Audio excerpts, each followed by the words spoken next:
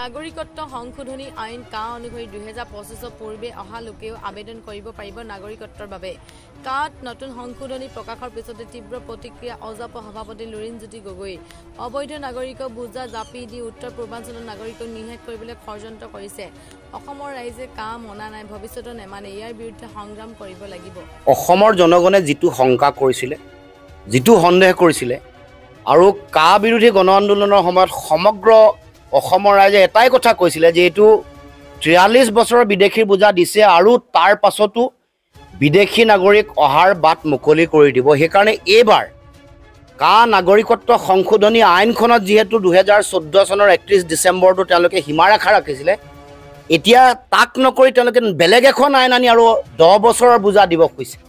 53 বছৰ অবৈধ বিদেশীৰ বোজা অসমক জাপি দি অসমৰ ভৱিষ্যত নিষেধ কৰিবৰ কাৰণে দিল্লীয়ে ষড়যন্ত্ৰ ৰচনা কৰিছে। অসমৰ জনগণৰ বা উত্তৰ পূৰ্বাঞ্চলৰ ৰাইজৰ এটাই ঐক্যবদ্ধ দাবী আছিলে, অসমৰ উত্তৰ পূৰ্বাঞ্চলৰ জনগণৰ শংকা এটাই আছিলে যে অবৈধ বিদেশীৰ আগ্ৰাসনে অসম আৰু উত্তৰ পূৰ্বাঞ্চললৈ ভয়াৱহতা নমাই আনিছে। কাৰণ আটাইতকৈ বেছি ভাৰত বাংলাদেশ সীমান্ত, আটাইতকৈ সীমান্ত বেছিকৈ আছে উত্তৰ পূৰ্বাঞ্চলত। গতিকে নিৰ্বিঘ্নে ইয়ালৈ অবৈধ বিদেশী আহিব পাৰে, সীমান্ত খোলা আছে। তাৰ পাছতো অসম আৰু উত্তৰ পূৰ্বাঞ্চলৰ ৰাইজৰ আৱেগ, ৰাইজে কৰা গণ আন্দোলনক ভেঙুচাংলি দেখুৱাই কাৰ জোৰেৰে বলপূৰ্বকভাৱে সেইটো সময়ত কা আইনখন জাপি দিলে আজি আকৌ 10 বছৰৰ বোজা অসমক জাপি দিব খুজিছে। তাৰ মানে তেওঁলোকে অসমৰ ভৱিষ্যত ধ্বংস কৰিবৰ কাৰণে, অসমৰ খিলঞ্জীয়া থলগিৰি ভূমিপুত্ৰ মানুহক ৰাজনৈতিকভাৱে নিষেধ কৰিবৰ কাৰণে ষড়যন্ত্ৰৰ কূটকৌশল ৰচনা কৰিছে। এই লক্ষ্য ৰাজনৈতিকভাৱে নিষেধ কৰা, এই লক্ষ্য ভাষিক, সাংস্কৃতিক আৰু অৰ্থনৈতিকভাৱে অসমৰ সমাজ আৰু অসমৰ জাতীয় জীৱনক বিপন্ন কৰিবৰ কাৰণে দিল্লীয়ে এই ষড়যন্ত্ৰৰ কূটকৌশল ৰচনা কৰিছে। কাৰণ অসমৰ ৰাইজে অতদিনে এনেকুৱা ধৰণৰ চিন্তাৰ বিৰুদ্ধে সংগ্ৰাম কৰি আহিছে। অসমৰ লগত দীঘলীয়া সংগ্ৰামী পৰিক্ৰমা জড়িত হৈ আছে।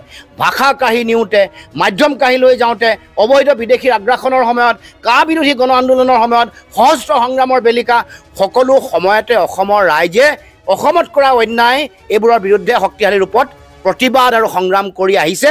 আৰু সেইকাৰণে দিল্লীয়ে এই সংগ্ৰামী ধাৰাটোক সৰ্বকালৰ কাৰণে নিষেধ কৰি ৰাজনৈতিক, সামাজিক, ভাষিক, সাংস্কৃতিকভাৱে জাতিটোক নিষেধ কৰিবৰ কাৰণে এই ষড়যন্ত্ৰ, কুটিল ষড়যন্ত্ৰ আশ্ৰয় লৈছে। অসমৰ ৰাইজে কা মনা নাছিলে, আজিও নাই মনা, ভৱিষ্যতে কা বা এনেকুৱা ধৰণৰ জাতিধ্বংসী আইনৰ যোগেদি বিদেশীৰ বোজা জাপি দিব খোজা যি তেওঁলোকৰ লক্ষ্য আৰু ষড়যন্ত্ৰ, এই ষড়যন্ত্ৰক কোনো কাৰণতে কেতিয়াও মানি নলয়। ইয়াৰ বিৰুদ্ধে সংগ্ৰাম কৰিব লাগিব আৰু এনেকুৱা ধৰণৰ ষড়যন্ত্ৰ মষিমূৰ কৰিব লাগিব। অসমৰ মুখ্যমন্ত্ৰী হিমন্ত বিশ্ব শৰ্মাই 2021 চনৰ নিৰ্বাচনৰ আগত শিৰ ফুলাই ফুলাই কৈছিল যে 14 চনলৈকে চিলমোহৰ মাৰি দিয়া হ'ল আৰু বিদেশী বোজা আৰু অসমে ল'ব নালাগে। আমি তেতিয়াই কৈছিলোঁ যে এইখন আইনৰ যোগেদি বাটটো মুকলি হৈ আছে। 43 বছৰৰ অতিৰিক্ত বিদেশীৰ বোজা এতিয়া আৰু 10 বছৰ যোগ কৰি 53 বছৰ বিদেশীৰ বোজা জাপি দিবলৈ উঠি পৰি লাগিছে। গতিকে এই আইন অসমত প্ৰযোজ্য নকৰিবৰ কাৰণে কেন্দ্ৰ চৰকাৰক আমি দাবী উত্থাপন কৰিছোঁ, সকিয়নি জনাইছোঁ। অসম কেন্দ্ৰ চৰকাৰৰ এখন অংগৰাজ্য। অসমক যদি দিল্লীৰ তেওঁলোকে বা ভাৰতৰ অংগ বুলি ভাবে, ভাৰতবৰ্ষৰ আন নাগৰিকৰ দৰে ইয়াৰ যিসকল পুৰণা বাসিন্দা, ইয়াৰ যিসকল স্থানীয় বাসিন্দা, তেওঁলোকৰ যদি ভৱিষ্যত সুৰক্ষিত কৰি ৰখাটো বিচাৰে, কা আইনেই হওক বা অতিৰিক্ত 10 বছৰৰ যোগেদি 53 বছৰ সম্পূৰ্ণ যিটো বিদেশীৰ বোজা জাপি দিব খুজিছে, এইবোৰ অসমত যাতে বলবৎ নহয় তাৰ কাৰণে দিল্লীয়ে ব্যৱস্থা গ্ৰহণ কৰিব লাগিব। যেহেতু আপোনালোকে, আমাৰ স্থিতি স্পষ্ট, আমি এই আইন কা আইনক মনা নাছিলোঁ, আজিও নাই মনা, ভৱিষ্যতেও নেমানো কোনো কাৰণতে। আৰু আমাৰ যি বিৰোধ, আমাৰ যি সংগ্ৰাম, এই সংগ্ৰাম অব্যাহত থাকিব। আগন্তুক দিনসমূহত আমি ৰাজনৈতিকভাৱে এই বিষয়টো কেনেকৈ লৈ যাওঁ, অহা কাইলৈ আমাৰ সকলো বিৰোধী ৰাজনৈতিক দলৰ আমাৰ সংগ্ৰামী কাৰ্যসূচী আছে গুৱাহাটীৰ চচলত 11 বজাৰ পৰা।